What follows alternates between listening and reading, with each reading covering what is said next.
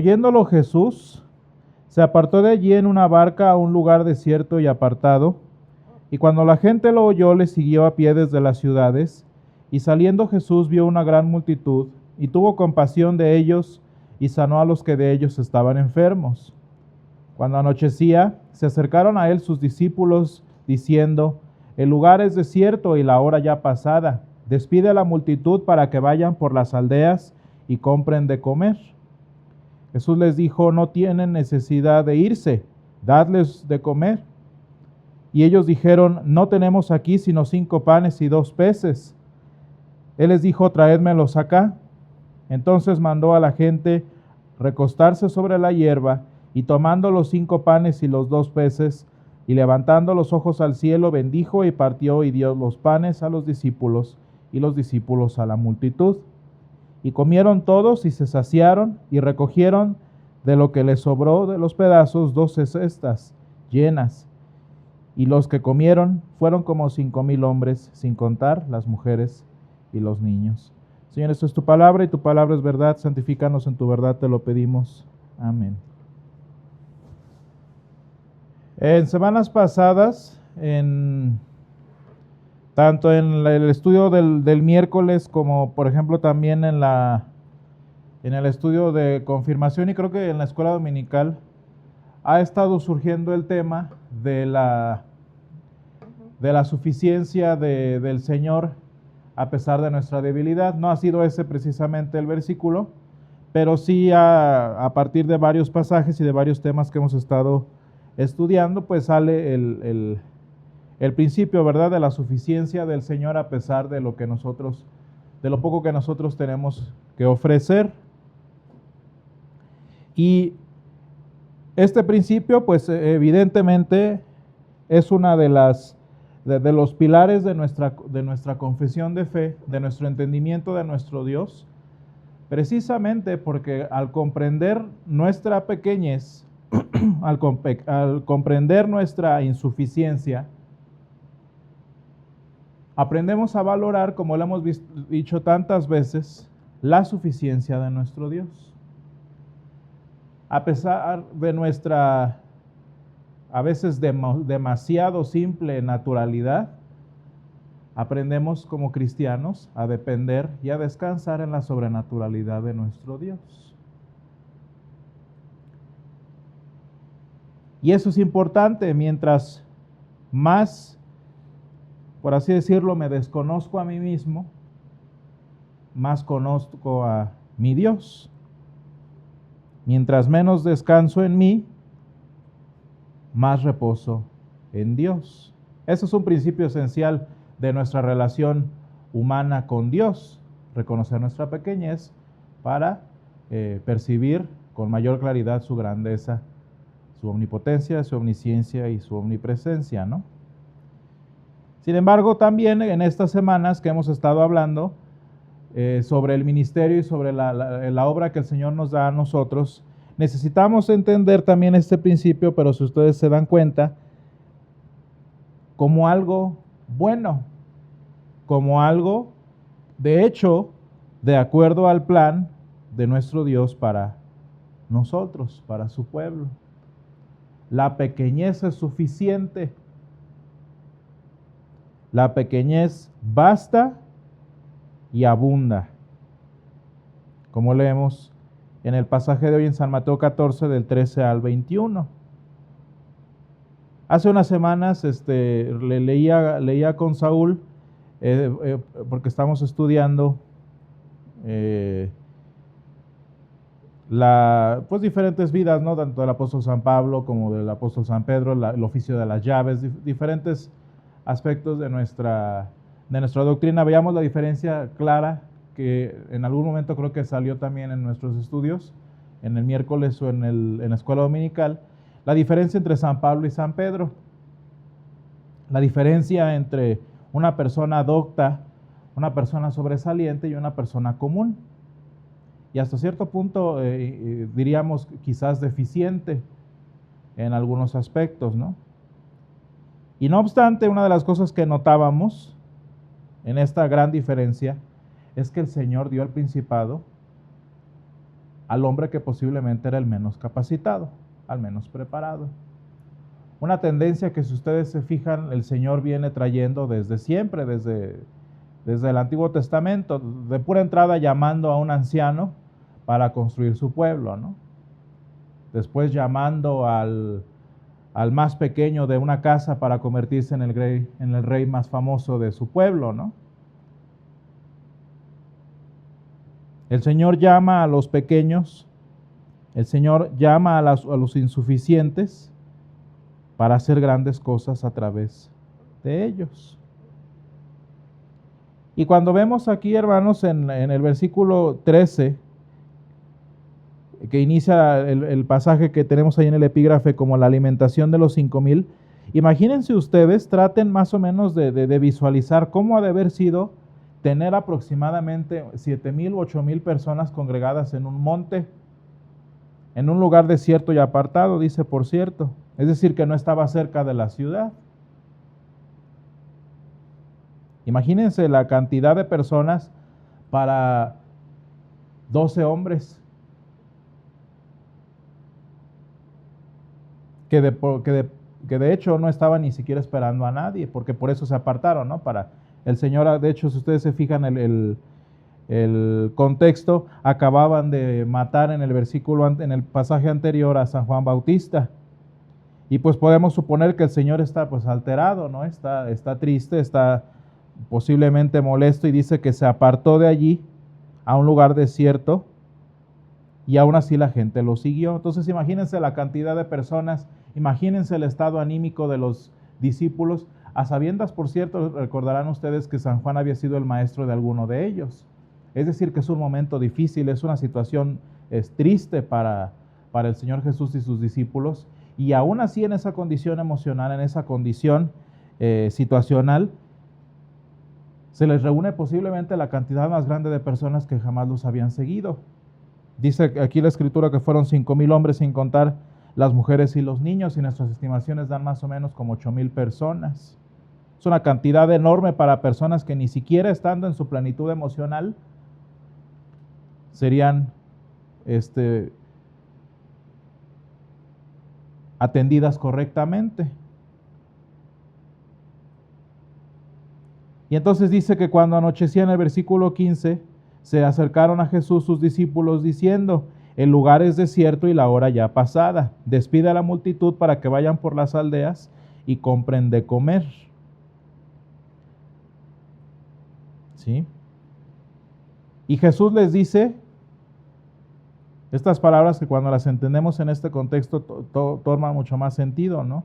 No tienen necesidad de irse, denles ustedes de comer.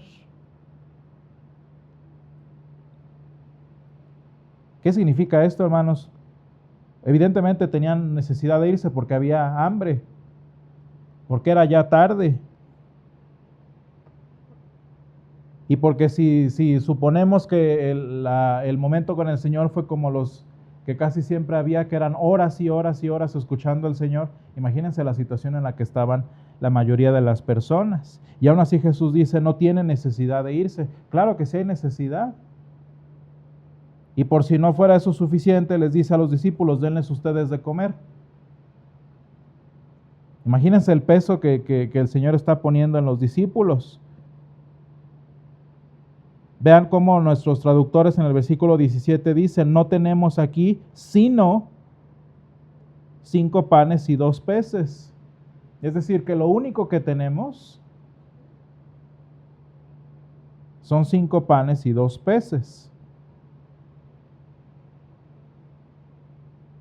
Sin embargo, en el versículo 18, hermanos, viene la palabra, viene la expresión que cambia todo. Dice el Señor: traédmelos acá.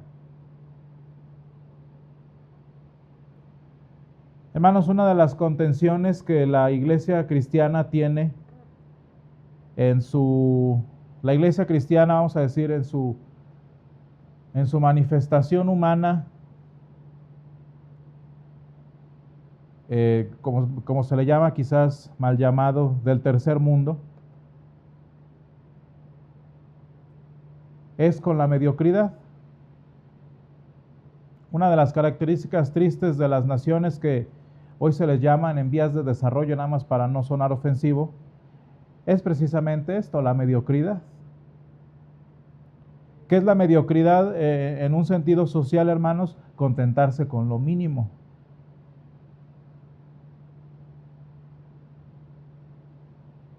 Satisfacerse con lo poco que haya, sin aspirar, sin procurar, sin ni siquiera tener esa urgencia humana por el desarrollo. Muchos de los filósofos, especialmente uno de ellos, un filósofo alemán, por cierto, hablaba de que esta necesidad que ha tenido el norte global, como se le dice también, por el desarrollo versus el quietismo, versus el pasivismo del sur global, este espíritu del desarrollo, como le llama él, es la justificación precisamente para que unos sean explotadores y otros sean explotados. Y medio interpretando sus palabras, él justificaba, por ejemplo, las obras de colonización en el sentido de que necesitas desarrollarte, pero no quieres. Necesitas evolucionar, necesitas crecer como sociedad, pero no quieres, entonces yo lo voy a hacer por ti a la fuerza. Y como nosotros, sociedad desarrollada, sí se está desarrollando y se está siguiendo este espíritu del desarrollo, eso me justifica para entonces estar por encima de ti.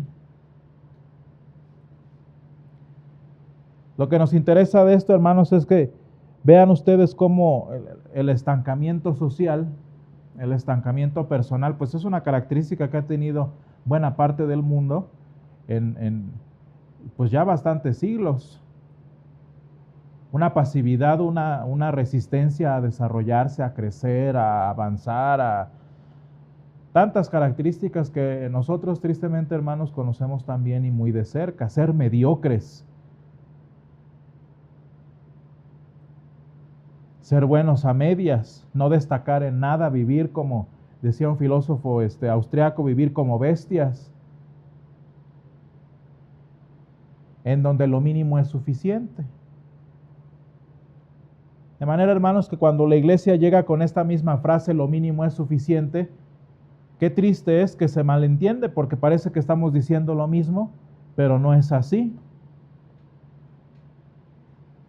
Fíjense, hermanos, la gran diferencia entre decir que lo mínimo es suficiente y decir que lo mínimo es suficiente en nuestro contexto subdesarrollado. Mientras que en el mundo que se resiste a crecer, el mundo que se resiste a mejorar, el mundo del ahí se va, como decimos aquí, que utiliza la supuesta suficiencia como excusa para no trabajar, en el contexto que de hecho estamos hablando en la escritura que construyó Occidente, cuando hablamos de que lo poco es suficiente, es porque estamos reconociendo nuestra incapacidad de ser más de lo que actualmente somos en diferentes aspectos. El problema que tenemos nosotros de seguir avanzando, de seguir creciendo, y no obstante, vean ustedes cómo estamos dando a entender que lo anhelamos y lo queremos. Y a pesar de ello no podemos. Hermanos, este es el mismo espíritu que hubo en los apóstoles, en los discípulos, tanto por imposición del Señor en este pasaje, como en muchas otras historias en Hechos. Recordarán ustedes, por ejemplo, el llamado de Matías para sustituir a Judas y la selección de los diáconos y las primeras comisiones evangelísticas. ¿Por qué se dieron todas ellas, hermanos? Pues porque la iglesia se daba cuenta que estaba cayendo en un estancamiento porque no podían con tanta multitud de conversos. Y no obstante, hermanos, ¿cuál es la diferencia ante ese reconocimiento de la incapacidad? Que todos los discípulos, hermanos, aunque aquí lo hicieron por primera vez, hicieron algo, hermanos, que marca la diferencia entre un poco suficiente mediocre y un poco suficiente libre, que es traer nuestras incompetencias, traer las insuficiencias humanas a los pies del Señor.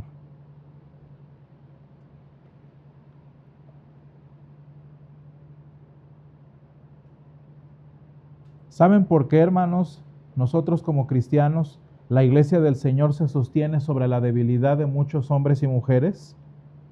Porque esas debilidades, hermanos, están delante del Señor. Porque esas pequeñeces que el Señor hace que reconozcamos, que el Señor hace que tengamos claras en nuestra mente, el Señor las trabaja y hace de ellas mucho, muchísimo. El Señor, hermanos, hace que de 5 panes y 2 peces se recojan 12 cestas llenas, aun habiendo alimentado 5,000 hombres, sin contar mujeres y hombres. Hermanos, el equivalente espiritual de esto que hemos estado viendo socialmente es como yo trato mi situación delante de Dios. Una de las cosas que más me molesta, hermanos, por ejemplo, de la pseudodoctrina luterana moderna, no me acuerdo cómo se llama, pero es algo así como neoluteranismo, algo así le llaman. Es el famoso que ustedes ya han oído de que aprende a abrazar tus fantasmas. Aprende a abrazar tus errores. Reconoce vamos a decirlo así, ¿no? Reconoce tus pecados, reconoce tus deficiencias, reconoce tus errores. ¿Pero qué? Romantízalos, acéptalos, tómalos como parte de tu crecimiento. ¿Y qué es eso, hermanos? Sino pura y flagrante mediocridad espiritual. Es que así soy. Es que así me hizo Dios y entonces así es como Él quiere que yo sea porque así me hizo. Ah, mira.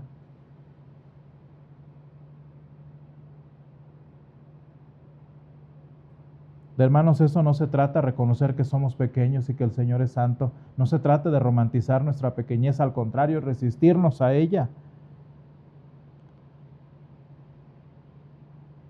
El saber, hermanos, fíjense la actitud de los discípulos ante lo que el Señor les está diciendo. Señor, no tenemos aquí más que 5 panes y 2 peces. Es reconocer el problema que tienes enfrente ante tu pequeñez y ante tu necesidad, y en consecuencia hacer lo que no puedes hacer por ti mismo, hacer lo único que te queda, que es traer esa pequeñez, traer esa insuficiencia al que es el verdadero pan de nuestro sustento, que es Jesús.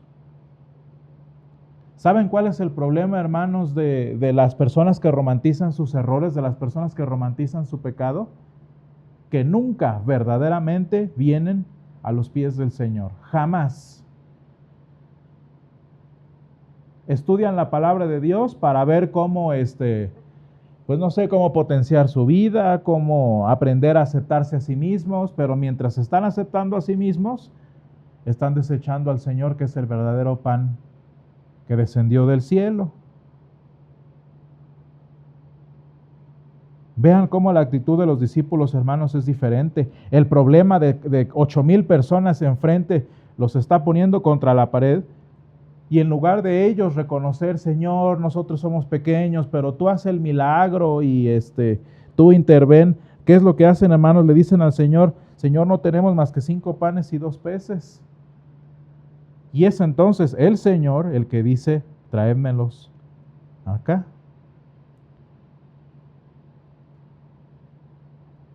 Hermanos, la iglesia cristiana ha sido construida sobre la pequeñez de muchos hombres y mujeres, incapaces de muchísimas maneras de servir verazmente a nuestro Dios. Y aún así, hermanos, la razón por la que seguimos diciendo, bástate mi gracia, porque mi poder se perfecciona en tu debilidad, es porque el Señor sigue mostrándonos y sigue atacando esa debilidad nuestra, la sigue llamando por su nombre, la sigue denunciando en nuestra vida, sin romantizarla, sin idealizarla, sin justificarla. Y a partir de esa pequeñez hacer grandes cosas. Y hermanos, eso es lo que el Señor hace en nuestra vida. ¿Qué tienes tú para ofrecerle al Señor? Pues nada. ¿Qué de tus talentos le sirven a Él? Ninguno, no te necesita.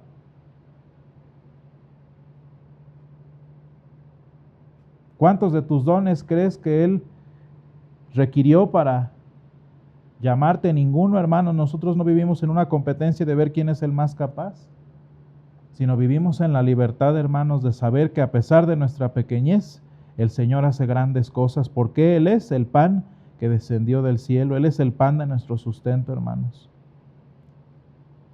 Y hermanos, de esta manera nosotros, como lo ha hecho Occidente en los últimos 500 años, nosotros como cristianos en nuestra espiritualidad, en nuestra vida en Cristo, aprendemos, hermanos, a reconocer nuestra pequeñez y aprendemos a refugiarnos en la grandeza de nuestro Dios, que hace grandes cosas a pesar de nuestra debilidad. Y hermanos, si el Señor trajo vida de la nada, como estamos estudiando en Génesis 1, si el Señor nos trajo a nosotros a vida sin la más mínima obra o mérito de nuestra parte, ¿cuánto más no hará con la pequeñez de nuestro corazón, la pequeñez de nuestras manos, la pequeñez de nuestros pies, cuando los traemos delante de Él en confesión? Gracias, Señor, te damos porque estás con nosotros. Gracias, Padre, porque nos has acompañado en este tiempo. Gracias, Padre, porque tu poder se perfecciona en nuestra debilidad. Ayúdanos, Señor, a seguir llamando debilidad, debilidad, y a seguir, Señor, reconociendo que somos polvo, a seguir reconociendo, Señor, que te necesitamos, que tú eres el pan, el que da el pan de vida que desciende del cielo, Señor, y que en ti nuestra pequeñez se hace suficiente, Señor. Líbranos, Señor, de falsas convicciones, líbranos de falsas tranquilidades y seguridades. No nos dejes romantizar nuestro pecado, no nos dejes romantizar nuestra necesidad, sino ayúdanos a traerla siempre, Señor, delante de los pies de tu Hijo, al pie de la cruz. Te lo pedimos todo esto en el nombre de Jesús. Amén.